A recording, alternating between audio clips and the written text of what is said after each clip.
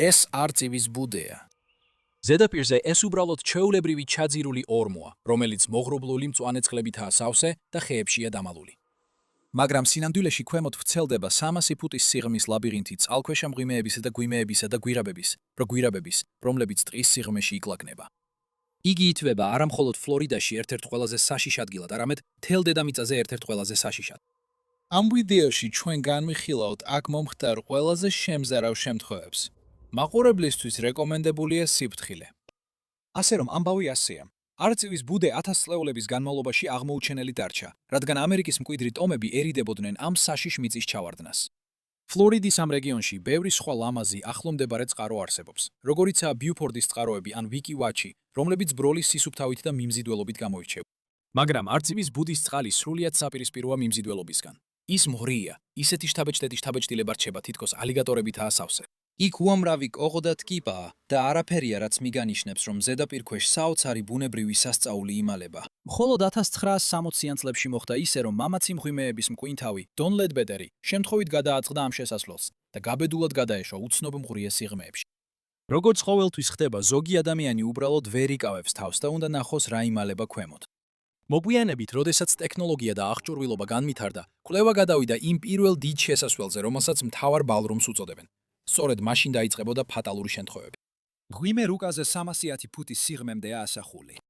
ზოგჯერ წყალი ბნელია, შეღებილი ბუნებრივი ორგანული საღებავით, რომელსაც ტანინები ეწოდება. სხვა დროს, როცა პირობები სწორია, წყალი სუფთაა, როგორც ჯინი სრულიად უხილავი. ეს ჯადოსნურია, თითქოს სხვა სამყაროში იყო.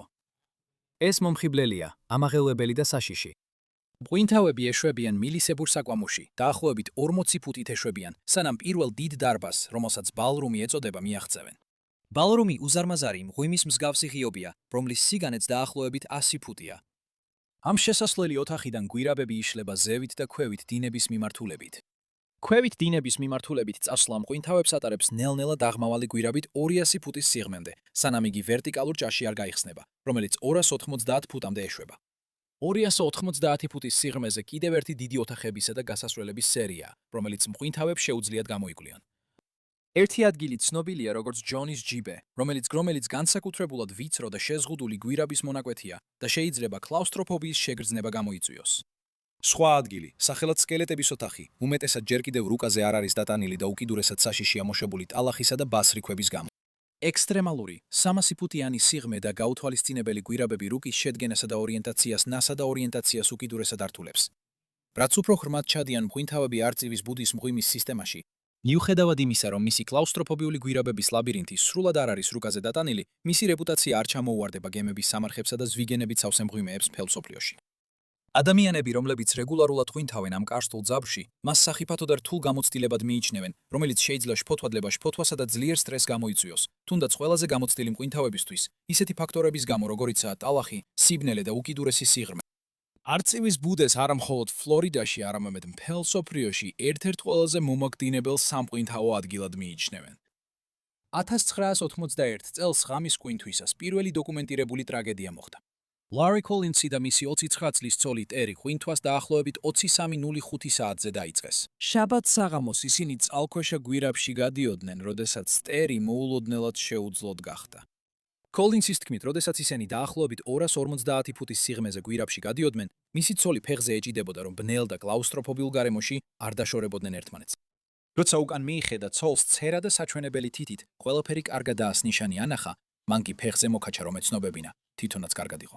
მაგრამ რაღაც მიზეზის გამო ცოტა ხანში მან ხელი გაუშვა. კოლინსმა მაშინვე მიხვდა, რომ რაღაც რიგზე ვერ იყო, როცა ცოლმა ხელი გაუშვა. თავის მონათხრობაში მან აღნიშნა, რომ მიმოიხედა და შენიშნა, რომ ჰაერის მარეგულირებელი ცოლის პირში აღარ იყო. მიუხედავად იმისა, რომ ცდილობდა მარეგულირებელი ისევ პირში ჩაედო და ჟანგბადი მიეცა მისთვის, ის უკვე გათიშული იყო და ამის გაკეთება ვეღარ შეძლო. შემდეგ უნებლიეთ ხელი გაუშვა და ამის შემდეგ ცოლი აუსვლა. კოლინსი შემობრუნდა და ზევით ასვლა დაიწყო, სადაც 70 ფუტის სიღრმეზე შეხვდა თავის კოლეგამ მღვინთავ ჯიმ ბენცს, რომელიც იმ დროს ფოტოებს იღებდა. კოლინსმა ბენცს არავერბალურად ანიშნა, რომ მის ცოლს დახმარება სჭირდებოდა და თვითონ ასვლა გააგრძელა ზედაპირზე.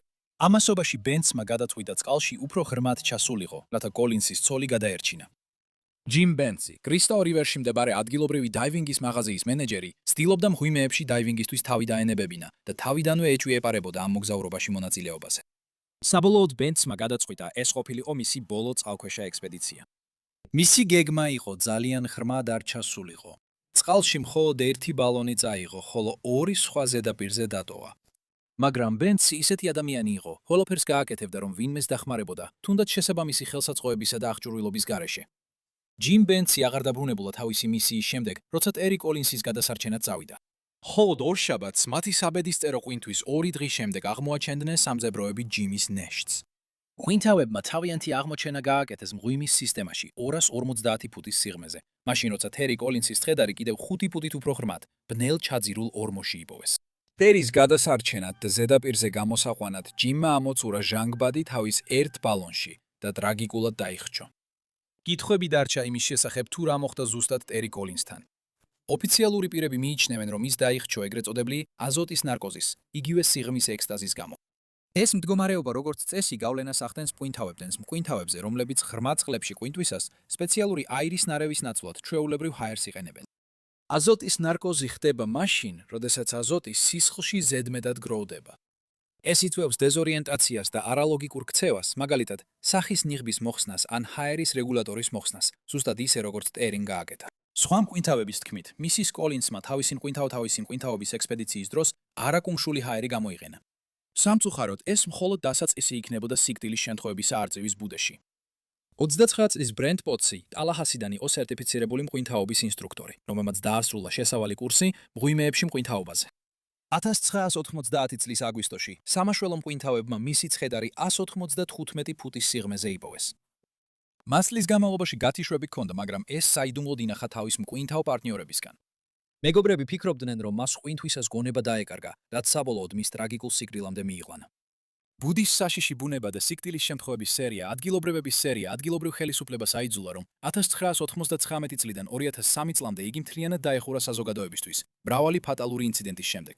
აწივის ბუდის შესასვლელთან დგას შთამბეჭდავი ნიშანი, რომელზეც ამოტვიფრულია სიკვდილის მომგელი, დილის მომგელი, ცელი ხელში, რათა კიდევ მეტი სული წაიყვანოს.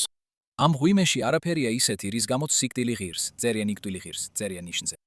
ფლორიდის მკვინთავთა საზოგადოებაში ამ ღვიმეების სისტემაზე ჩუმად, ფრთხილად და თითქმის შიშით საუბრობენ. ექსპერტი მკვინთავი ბილ ოსტრაიკი მის ცნობადობას ადარებს ევერესტის მომაკვდინებელ მიზიდულობას მთამსვლელებისთვის. გაუგებრად ლამაზი და ამავე დროს ყველაზე დიდი რისკით. ხალხს გონია, რომ გაგიჟებული ხარ თუ ნესტში ჩაყვინთავ, აღნიშნა ოსტრაიკმა. იქ ქვემოთ უფრო მეტი ჩონჩხია, ვიდრე უმეტესობას წარმოუდგენია. მაგრამ ყველა ტრაგედიას შორის არწივის ბუდეში ცოტაა ისეთი, რომელიც შეედრება ახლო მეგობრების, ჯონ რობინსონისა და კრეიგ საიმონის შემაძრწუნებელ ამბავს. ორივე ძალიან გამოცდილი მკვინთავი, წყალქვეშა კვლევისადმი ვნებამ დააკავშირა ერთმანეთს. მათი სახელები ეხლა სამუდამოდ უკავშირდება ბუდის დაუნდობელ რეპუტაციას. ჯონ რობინსონი პრაქტიკულად გაიზარდა მღვიმეების ქვეყანაში, სადაც ფლორიდაში სწავლისას ადრეული მკვინთავის უნარებს იხვეწდა. ტექნიკისა და აღჭურვილობის სრულყოფაზე შეპყრობილმა მისი პედანტური ხასიათი ხშირად მსუბუქი ხუმრობის მიზეზი ხდებოდა სხვა მკვინთავებში. ასობით საათი წყალქვეშ ჯონ რობინსონს საშუალებას აძლევდა დაეძლია კლაუსტროფობია და ლამით გამოწვეული სიბრმავე, რაც ბუდეში გადარჩენისთვის კრიტიკულად მნიშვნელოვანი იყო. ამასობაში ნიუ-იორკელი კრეიგ საიმონი ფლორიდაში ჩავიდა თავისი სკუბა 20 ცნებების დასადევნებლად. ბუნებრივად თამამი და ქარიზმატული კრეიგ საიმონი მენტორობას გადიოდა ტექნიკური დაივინგის პიონერებთან, როგორიცაა პოლ ჰაინერთი. საიმონმა ისეთი უნარები გამოიმუშავა, რომ რობინსონმა ის სანდო დაივინგ პარტნიორად აიყვანა ბუდის უფრო ღრმა ნაწილებში შესაღწევად. 2004 წელს, ზუსტად 1 წლის შემდეგ, რაც იგლს ნესტი კვლავ გახსნეს დაივინგისთვის, ტრაგედია თითქმის დაატრიალდა. რობინსონი ბუდეში დაივინგის შუაგზაზე მოულოდნელი პანიკური შეტევით პარალიზებული გახდა. ზოგ ადგილებში იგლს ნესტის შიგნით არსებული მღვიმეთა სისტემა ძალიან ვიწროა. ის იმდენად ვიწროა, რომ მკვინთავებს უწევთ გაჭირვებით და წვალებით გაიარონ კლაუსტროფობიული გასასვლელები. ხანდახან მათთვის რთულია აღჭურვილობით გავა. ყველაზე სახიფათოა გვირაბების დამაბნეველელი ბუნება, რომლებიც ფლორიდის ველური ბუნების ქვეშ იკლაკნებიან. არწივის ბუდე დიდ ფართობს ფარავს და გვირაბები ერთმანეთს გგავს, რის გამოც მკვინთავები იკარგებიან და ავები იკარგებიან და სრულიად კარგავენ ორიენტაციას. როგორც მკვინთავი ლარი გრინი აღწერს, სიბნელეში ეხვევი, ირგვლივ ტალახი იწევა. სად არის ზევით ან ქვევით? გამოსავალს ეძებ, რომელიც არასდროს ჩნდება. გრძნობების დეფიციტს ამძაფრებს არწივის ბუდის არაპროგნოზირებადი ხილვადობა, რომელიც ხან თვალის მომჭრელად სუფთაა, ხან კი სრულიად ბნელია. თუნდაც ექსპერტები მოულოდნელად შეიძლება დაბრმავდნენ, რადგან ყველა სანიშნე ქრება. გვირაბის კედელთან უმცირესი შეხებაც კი წყალში ტალღებად արձელებს ტალახის ღრუბლებს, რომლებიც წყალს ახშობს. ამ გულის შემთვრელ მომენტებში მკვინთავები ერთდროულად იხუთებიან როგორც სიმღვრივეში, ისე კლაუსტროფობიაში. ვერც ფსიქოლოგიური გავლენა, რომელსაც იგრძნობს ის, ვინც გაბედავს არწივის ბუდეში შესვლას, ვერ იქნება სათანადოდ შეფასებული. უზარმაზარი ზეწოლა, რომ არ დაუშვა შეცდომა და გაუძლო პანიკას ასეთ მტრულ გარემოში, ფსიქოლოგიურად დამანგრეველია. ეს მარტო საკმარისია, რომ გამოცდილ მკვინთავებსაც კი გატეხოს და გააბუნდოვნოს გონება მაშინ, როცა ყველაზე მეტად სჭირდება სუფთა აზროვნება. ძალიან ადვილია დაიკარგო და არ არსებობს უსაფრთხო ადგილი, სადაც შეძლებ ორიენტაციის აღდგენას. ამ მოღალატე წყალქვეშა უფსკრულში კრეიგ საიმონმა სიმშვიდე შეინარჩუნა, მაშინ როცა ჯონ რობინსონი პანიკაში ჩავარდა და სუნთქვას ებრძოდა. მან ნელა და მშვიდად დააბრუნა ჰიპერვენტილაციის მქონე პარტნიორი უსაფრთხო ადგილას, იმ გარემოში, სადაც სიკვდილი ყოველ ნაბიჯზე იმალება. ორივე მამაკაცი ძლიერ შეძრწუნებული დარჩა თითქმის დახჭობის შემდეგ და დაფიქრდა, უნდა შეეწყვიტათ თუ არა სამუდამოდ მღვიმეებში ყვინთვა. ტრავმირებული მათ რამდენიმე თვე დაისვენეს და დაფიქრდნენ. რამდენიმე თვის შემდეგ სრულად გამოჯამთელებულმა ჯონ რობინსონმა კრეიგ საიმონს კიდევ ერთი ჩაყვინთვა შესთავაზა. კრეიგ საიმონს ეჭობდა კიდევ ერთხელ ეყვინთა თავის კარგ მეგობართან ერთად, ხოლო მისმა მეუღლემ სთხოვა უარი ეთქვა, რადგან მას არ ასვენებდა ის ფაქტი, თუ რამდენად ახლოს იყო მისი ქმარის სიკვდილთან იქ. ერთგულებით კატანჯულმა კრეიგ საიმონსმა საბედისწერო გადაწყვეტილება მიიღო, შეესრულებინა თავისი შეთანხმება ჯონ რობინსონთან და დაპირისპირებოდა თავის შიშებს. ადრიანი. ზაფხულის დილამ 7 და ჩუმი იყო, როცა კრეიგ საიმონსი და ჯონ რობინსონი ემზადებოდნენ თავიანთი ყვინთვის ბერვრის არსებული არწივის ბუდის მღვიმის სისტემაში. იმ საბედისწერო ივნისის დღეს, 2004 წელს, კრეიგ საიმონს და ჯონ რობინსონს, მრავალწლიანი მეგობრები, არ ჰქონდათ წარმოდგენა, რომ ეს იქნებოდა მათი ბოლო ყვინთვა ერთად. რამდენადაც მოხერხებულები და გამოცდილები იყვნენ კრეიგი და ჯონი, საკმარისია ერთი პატარა შეცდომა, ერთი წამიერი არასწორი გადაწყვეტილება, რომ ტრაგედია დატრიალდეს. როდესაც მათ ყვინთვა დაიწყეს, მკაცრი პროცედურები სრულად დაიცვეს. საძიებო თოკი დამაგრებული იყო, დამატებითი ჟანგბადი მომზადებული, ყვინთვის დრო ზუსტად დაგეგმილი, როცა ისინი ფარფლებით მიიწევდნენ უფრო იგლს ნესტის უზარმაზარი 300 ფუტიანი სიღრმე შეცდომისთვის თითქმის არ ტოვებს ადგილს. ნორმალური ატმოსფერული წნევის 10-ჯერ მეტი პირობებში ჰაერის მოხმარება სწრაფად იზრდება. დეზორიენტაციასთან და ცუდ ხილვადობასთან მებრძოლი მკვინთავები სწრაფად ხარჯავენ ძვირფას აირს. იმ დროისთვის, როცა პანიკა იწყება, მათი ბალონები შეიძლება საშიშად ახლოს იყოს დაცლასთან. ჯონის და კრეიგის გეგმა მოიცავდა საერთო 40 წუთიან ყვინთვას, დეკომპრესიის ჩათვლით. მიზნად კი ჰქონდათ მღვიმეში დაახლოებით 1800 ფუტის სიღრმეში შესვლა, მაქსიმალური სიღრმით 300 ფუტი. უსაფრთხოების უზრუნველსაყოფად მათ ჰქონდათ საკმარისი ჰაერის მარაგი სავარაუდო დროისთვის და იყენებდნენ მაღალი ხარისხის ყვინთვის სკუტერებს, უფრო სწრაფად გადაადგილებისთვის.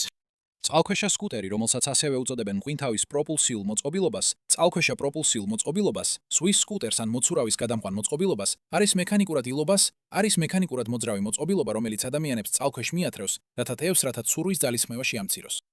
წყალქვეშა სკუტერები საშუალებას აძლევს სკუბა მკვინთავებს, შნორკელერებს და თავისუფალ მკვინთავებს წყალში ნაკლები ენერგიის დახარჯვით და ნაკლები ჟანგბადის მოხმარებით გადაადგილდნენ. ჯონი და კრეიგი ასევე იყენებდნენ დეკომპრესიისთვის წინასწარ განთავსებულ ბალონებს და მაჯის სამაჯურ წყალქვეშა კომპიუტერებს საჭირო ინფორმაციის მისაღებად. მზადების დილის შემდეგ მათ მკვინთავობა დაიწყეს 1 საათზე. ისინი ჩადიოდნენ მღვიმის დერეფანში და აწყობდნენ დეკომპრესიის ბალონებს.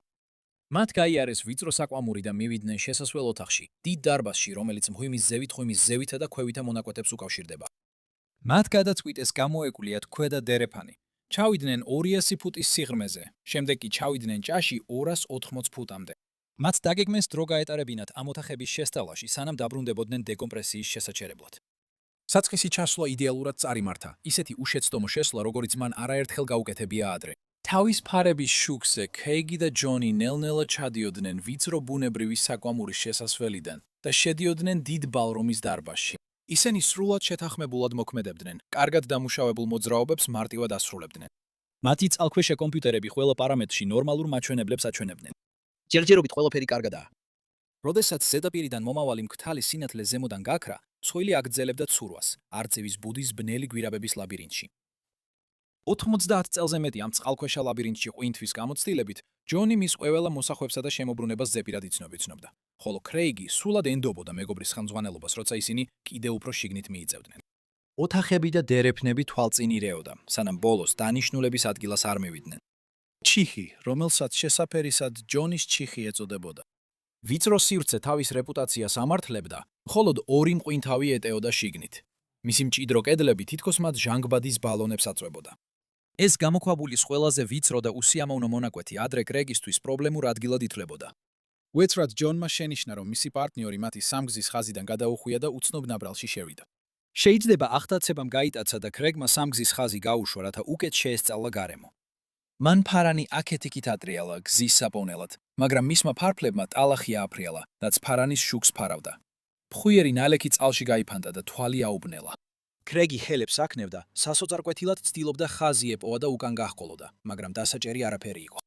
გამოსასვლელი არ ჩანდა, სრული სიბნელე იყო და კრეგს არაფერი დაენახა. კრეგის გული ძლიერად უცემდა მკერდში. ის გაჭედილი იყო, უბან დასაბრუნებელი გზის გარეშე, წინაც და უკანაც გზა არ ჰქონდა. სხვა გამოსასვლელის პოვნის იმედით ჯონი მოთმინებით ელოდა კრეგის დაბრუნებას. ელოდა, სანამ საშინლად არ გააცნობიერა, რომ უკუნ სიბნელეში მარტო იყო მიტოვებული. შეშფოთება გაჩნდა, როცა ჯონი და კრეგი დაგეგმილ დროს არ დაბრუნდნენ შესამოწმებლად. ვიღაცამ შენიშნა, რომ მათ სათადარიგო ბალონები არ გამოუყენებიათ, რამაც განგაში გამოიწვია. სამაშველო ჯგუფებმა საძიებო ოპერაცია დაიწყეს და დახმარებისთვის დაახლოებით 40 მყინთავი გამოიძახეს. გრძელვადიანი მეგობარი, მენტორი და გამოჩენილი მღვიმე მყინთავი პოლ ჰაინერდი კრეგის ოჯახს დაპირდა, რომ მათ იპოვიდა და მღვიმეში შევიდა, რათა კრეგი და ჯონი მოეძებნა. როდესაც პოლ ჰაინერდმა მისია დაიწყო იგლის ნესტში, არ იცოდა რას იპოვიდა. როდესაც უფრო ღრმად შევიდა, ჯონისა და კრეგის კვალი არსად ჩანდა. მან საბოლოოდ შეძლო 200 ფუტის სიღრმეს გადააჭარბა. ჯონის ჯიბეში პაულის ფანარმა შეამჩნია ჯონის წყალქვეშა სკუტერი, რომელიც ნაწილობრივ ტალახიან იატაკში იყო ჩაფლული. მის გვერდით იწვა ჯონის სხეული, აღჭურვილობა ჯერ გემუშაობა, ჯერ კიდევ მუშაობდა, მაგრამ მისი ჟანგბადის ბალონები დამანგრევლად სარიელი იყო. ექსპერტებმა შეამოწმეს ჯონის წყალქვეშა კომპიუტერი და დაასკვნეს, რომ შესაძლოა ტალახმა მას დეზორიენტაცია გამოიწვია და გასასვლელის პოვნა ვერ შეძლო. საბოლოოდ ის ოთახში აღმოჩნდა გაჭედილი.